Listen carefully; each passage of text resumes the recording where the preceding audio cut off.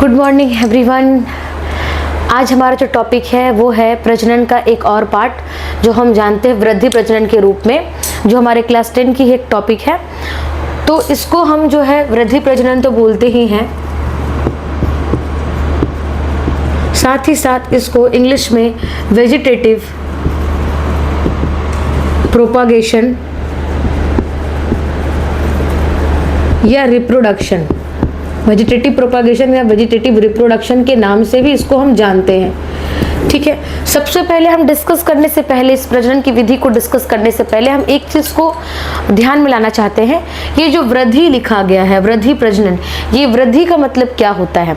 Vegetative part इसको हम बोलते हैं, वृद्धि भाग, वृद्धि अंग या वेजिटेटिव पार्ट के नाम से इसको हम जानते हैं। क्या होता है? हर एक पौधे में वो अंग जो उसको आगे बढ़ने के लिए हेल्प करते हैं उसे हम वृद्धि भाग कहते हैं, जहां से उनकी वृद्धि हो सकती है।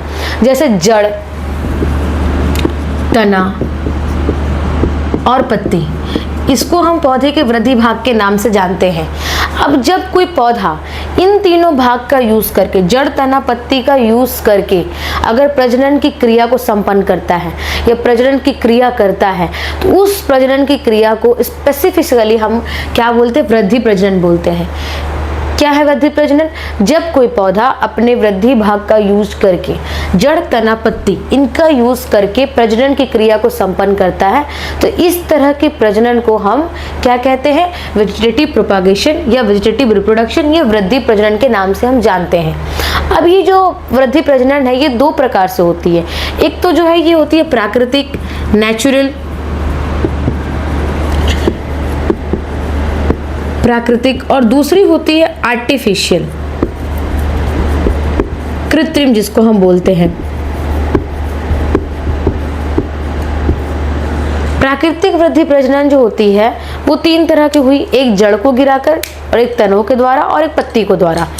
ठीक है, यहाँ पे मैं लिख देती हूँ तीन तरह से, जड़, तना और पत्ती। कुछ कुछ पौधों में देखा गया, जैसे शकरकंद का पौधा, यहां मैं मेंशन कर देती हूं,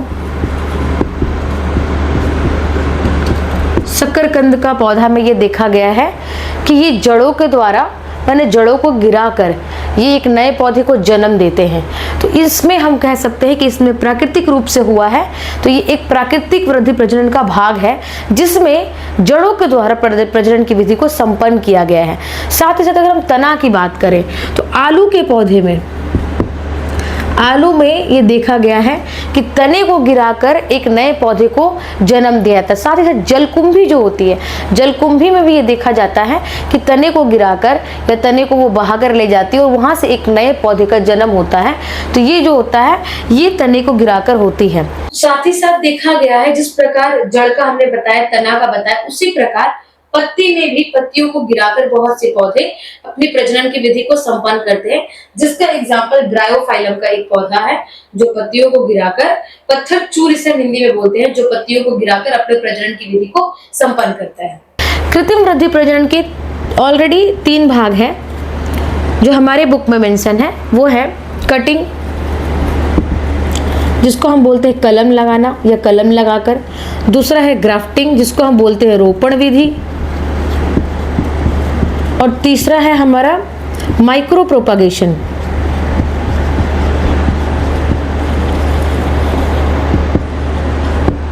किसी किसी बुक में यहाँ पे लेयरिंग भी दिया रहता है, लेकिन हमारे बुक में तीन मेंशन है, इसलिए हम तीन को लेकर अगले क्लास में इसको डिस्कस करेंगे अलग से।